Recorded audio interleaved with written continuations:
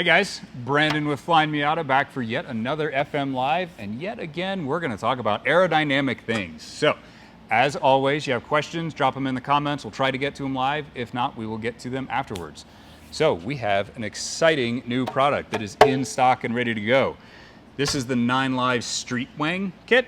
Now we have this for the NA, the NB, which is one kit, and then also the NC, which is a separate kit. So these are real aerodynamic parts, just like all the 9Live stuff that we carry, the Big Wang, the Dam, the Sturdy Boys splitter and mounts and such.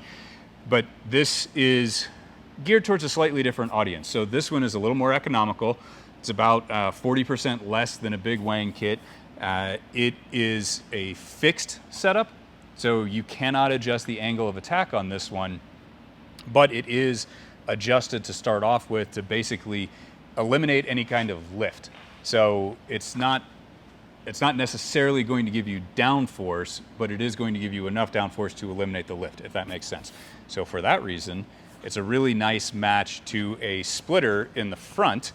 You know, kind of a more, I guess, a little more basic one than the big splitter that 9Lives sells, that we sell. This RGR splitter is a great match to it, but because it doesn't have a wild amount of downforce in the back, you don't have to use a splitter, so it gives you a little bit of flexibility there. If you do want to adjust the downforce on it, you can add a gurney flap to it, which goes in, sorry Travis, we'll walk all over the place, which goes in this little groove right here. On the NA and the NB, you also have these holes here, which allow you to put a dual element in here to increase the downforce a little bit here. So, you know, if you do a front splitter like the RGR, it'd be fine as is, but then maybe it'd be a little bit better if you added the dual element to it. So, this guy is 48 inches wide, so it's a little bit narrower than the Big Wang, but it does allow the trunk to open right here.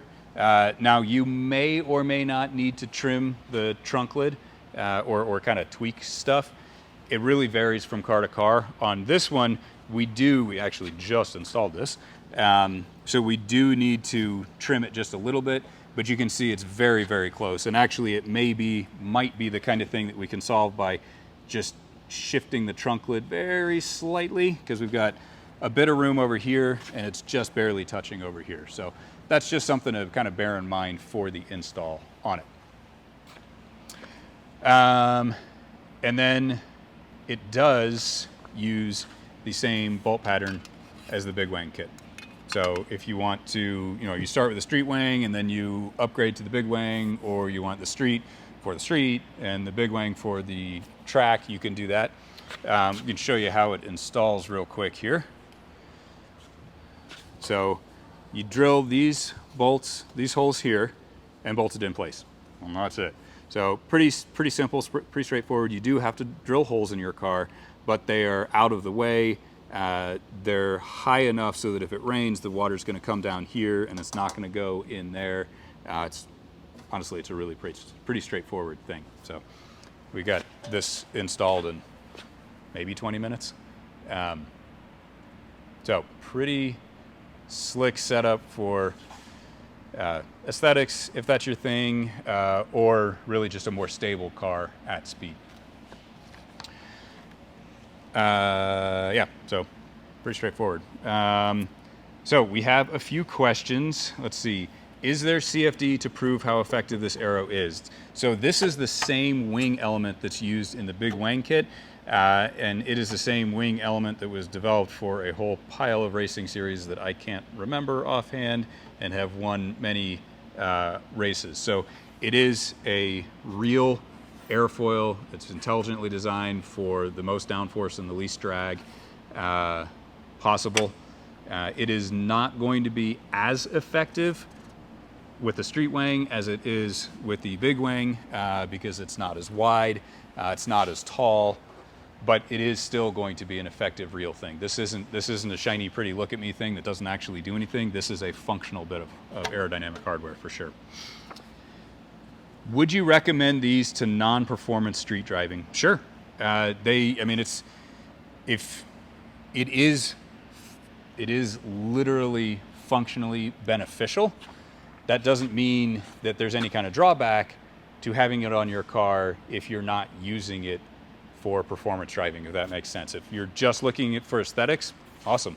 It'll work fine. There's not really any drawbacks to it. Maybe a tiny bit more drag, but with this angle of attack, it's really not going to be very much at all.